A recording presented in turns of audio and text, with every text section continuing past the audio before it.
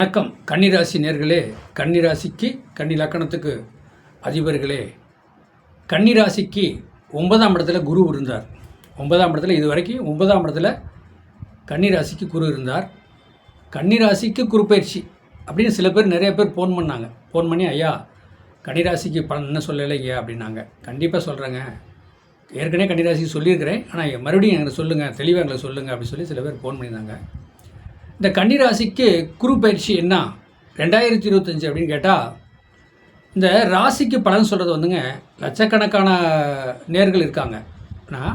ஆனால் அந்த லட்சக்கணக்கான நேர்களுக்கும் இந்த கன்னிராசிக்கு குரு பயிற்சி பலன் சொல்கிறது தெளிவானா இது பொது பலன். அப்போ இது பொது பலன். அப்போ கன்னிராசிக்கு வந்து நீங்கள் கேட்குறீங்க, கன்னிராசிக்கு கேட்டதுனால இந்த பதில் சொல்கிறேன். கன்னிராசிக்கு கேட்குறீங்க எனக்கு சொல்லுங்கன்னு சொல்லி கன்னிராசிக்கு நீங்கள் சொல்கிறேன். கன்னிராசி கன்னி லக்கணத்துக்கு வந்து குரு பயிற்சி எப்படி 2025 எப்படின்னு சொன்னால், இது வந்து பொது பலன் தான், லட்சக்கணக்கான பேருக்கு போய் சேரக்கூடியது. இதில் என்னென்னா ஒரு 1000 பேர் 2000 பேருக்கு தான் நான் சொல்கிற பலன் ஓகே ஆகும், மீதி பேருக்கு ஓகே ஆகாது. அது ஏன் அப்படின்னா இது கோச்சார குரு. ராகுக்கு பயிற்சியும் சரி, சனி பயிற்சியும் சரி, கோச்சாரத்தில் வரக்கூடியது முழு பலனை அனுபவிக்க முடியாது. முழுசாக அனுபவிக்கணும்னா என்ன பண்ணணும் அப்படின்னு கேள்வி கேட்டால், உங்கள் லக்கணத்துக்கு என்ன திசை புத்தி ஓடுது, உங்கள் சாதகத்தில் என்ன திசை புத்தி ஓடுதோ அதுக்கு கணக்கெடுத்து கோச்சாரத்தில் குரு பயிற்சி என்ன, சனி பயிற்சி என்ன, ராகுக்கு எது பயிற்சி என்ன, இதை கம்பல் பண்ணி சொன்னால் மட்டும் நீங்கள் கண்டிப்பாக உங்களுக்கு பலன் 100க்கு 100 100க்கு 200 சொல்லலாம். ஏன்னா உங்கள் சாதகத்தை பார்த்து உங்கள் சாதகத்தில் லக்கணத்துக்கு திசை எத்தனை கூட ஓடிட்டுருக்காரு, கோச்சாரத்தில் குரு எப்படி வர்றாரு, சனி கோச்சாரத்தில் எப்படி வர்றாரு, கோச்சாரத்தில் ராகுக்கு எது வர்றாரு, இதை சொன்னால் மட்டும் தான் நீங்கள் படிக்க முடியும், உங்களுக்கு பழிக்கும். அப்போ நீங்கள் என்னோடய சாதகம் பார்க்குறப்ப என்னுடைய ஃபோன் நம்பர் தொடர்புன்னு சொல்லி என்னுடைய ஃபோன் நம்பர் வாட்ஸ்அப் நம்பர் அனுப்புகிறேன். அதில் வந்து உங்கள் சாதத்தை அனுப்புங்க. இல்லைன்னா ஒரு ஒயிட் பேப்பரில் தேதி, மாதம், வருஷம், பிறந்த நேரம், ஏஎம்மா பிஎம்மான்னு சொல்லி நீங்கள் அனுப்பிச்சி விடுங்க.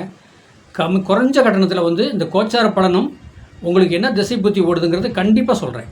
ஏன்னா எல்லா நபர்களும் என்னை கேட்குறாங்க, ஐயா என்னங்க குரு பயிற்சி, சனி பயிற்சி, ராகுக்கு பயிற்சி எங்களுக்கு வரவே இல்லை அப்படி சொல்கிறாங்க. நான் அதுக்கு தான் விளக்கம் சொல்கிறேன். குறைஞ்ச கட்டணத்தில் நீங்கள் எந்த ராசிக்காரங்க எந்த டேட்டா பர்த் நீங்கள் உங்களுடைய டேட்டா பர்த் டைம் பர்த் கொடுத்து அனுப்புங்க.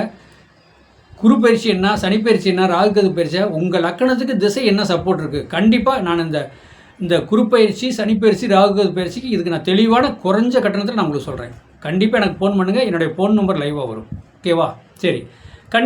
கன்னி ராசி கன்னி லக்கணத்துக்கு வந்து 9ஆம் இடத்துல வந்து குரு இருந்தார். 9ஆம் இடத்துல குரு இருக்கும்போது என்னென்னா ராசியே பார்த்தார். 9ஆம் இடத்துல கன்னிராசி குரு இருந்தார். அந்த குரு என்ன சொன்னார், ராசியே குரு பார்க்கும்போது நல்ல ஒரு அமைப்பு தான் இருந்தாங்க கன்னிராசிக்காரங்கள். அப்போ குரு 9ஆம் இடத்துல இருக்கும்போது நல்ல ஒரு சுகபோன வாழ்க்கை தான், அந்த மாதிரி தான் வாழ்ந்தாங்க. அதே நேரத்துக்கு வந்து எப்படின்னா 3ஆம் இடத்தை குரு பார்த்தார். கன்னிராசிக்கு ரிசுவத்தில் இருந்து கன்னிராசிக்கு 3ஆம் இடத்தை 7ஆம் பார்வையாக பார்த்தாரு. 3ஆம் இடங்கிறது தைரியம், வீரியம், நல்ல ஒரு அமைப்பு, தைரியத்தை கொடுத்து வாழ்க்கையில் ஜெயிச்சிங்க. இது வரைக்குமே இந்த ஒரு வருஷ காலத்துக்கு வந்து 1 வருஷ காலம் ரிஷுவத்தில் குரு இருந்தார்.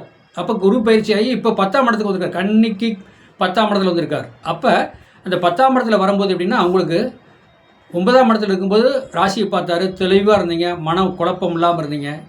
3ஆம் இடத்தை 7ஆம் பார்வையாக பார்த்தாரு. 7ஆம் இடத்தை பார்த்தா 3ஆம் இடங்கிறது தைரியம், வீரியம், உங்களுக்கு குழப்பமே இல்லாமல் தைரியமாக வாழ்ந்தீங்க. அதே பாருங்கள் 5ஆம் இடத்தை பார்த்தார், பூர்வ புண்ணியத்தை பார்த்தார். 9ஆம் இடத்துல குரு இருந்து 9ஆம் பார்வையாக 5ஆம் இடத்தை பார்த்தார். அப்போ பூர்வ புண்ணியத்தில் எல்லாமே எந்த குறைகள் இருந்தாலும் இது வரைக்கும் தீர்ந்துருக்கும். சரி, இப்போ வந்து 10ஆம் இடத்துக்கு வர கன்னி ராசிக்கு 10ல் மிதனத்தில் வந்து குரு வரார். 10ஆம் இடத்துல இருந்தால் பதவி போகுமா?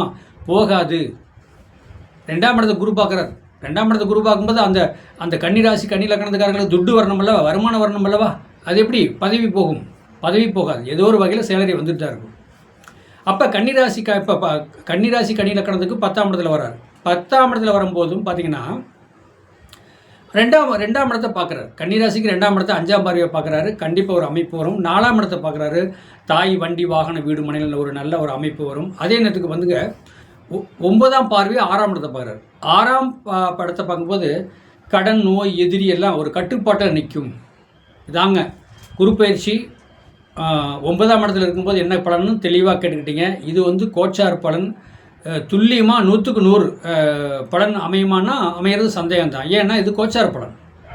உங்கள் சாதகத்தில் லக்கணத்துக்கு திசை எத்தனை கூடையவன் என்ன மாதிரி ஓட்டுறாருன்னா அதுதான் துல்லியமாக டிஸ்க் பிரேக் மாதிரி சொன்னாலும் பழிக்கும். இது கோச்சார பலன். இது நார்மலாக தான் இருக்கும். அதான் மாதிரி என்னுடைய நம்பர் வரும், நீங்கள் ஃபோன் பண்ணுங்கள். குறைஞ்ச கட்டணத்தில் உங்களுக்கு சாதகம். இந்த கோச்சார பலம் குரு பயிற்சி, ராகு பயிற்சி, சனி பயிற்சி, ரெண்டாவது வந்து உங்கள் கட்டத்துக்கு உங்கள் லக்கணத்துக்கு இன்றைக்கி எத்தனை கூட திசை புத்தி ஓடிட்டுருக்கு அப்படின்னு தெளிவாக உங்களுக்கு பல சொல்லிடுறேன். ஏன்னா இதுலேருந்து நீங்கள் இப்போ வாட்ச் பண்ணுங்கள். குறைஞ்ச கட்டணத்தில் குரு பயிற்சி ஃபுல்லாகவும், சனி பயிற்சி, ராகு பயிற்சி, உங்கள் திசை புத்தி என்ன போயிட்டுருக்கு நான் தெளிவாக சொல்லிடுறேன். கண்டிப்பாக வந்து நீங்கள் என்னுடைய ஃபோன் நம்பரை கொடுக்குறேன். கடைசியாக நீங்கள் கண்டிப்பாக கூப்பிடுங்க. வாழ்க்கை வளம்னு. அப்புறம் அப்போ இதே பாருங்கள், அந்த அஞ்சாம் பாரியம் நடந்தப்போ அந்த மாதிரி இருந்துச்சு. இப்போ சென்மகுரு 10ஆம் இடத்துல, அதான் சென்மகுரு இல்லை, 10ஆம் இடத்துல குரு, சென்மகுரு கிடையாது, சாரி, 10ஆம் இடத்துல குரு வந்திருக்கார். அப்போ குரு வந்து 10ஆம் இடத்துல யாருங்க? 4க்கும் 7 கூடையவன். 4க்கும் 7 கூடையவன் தப்பு செய்ய மாட்டார்.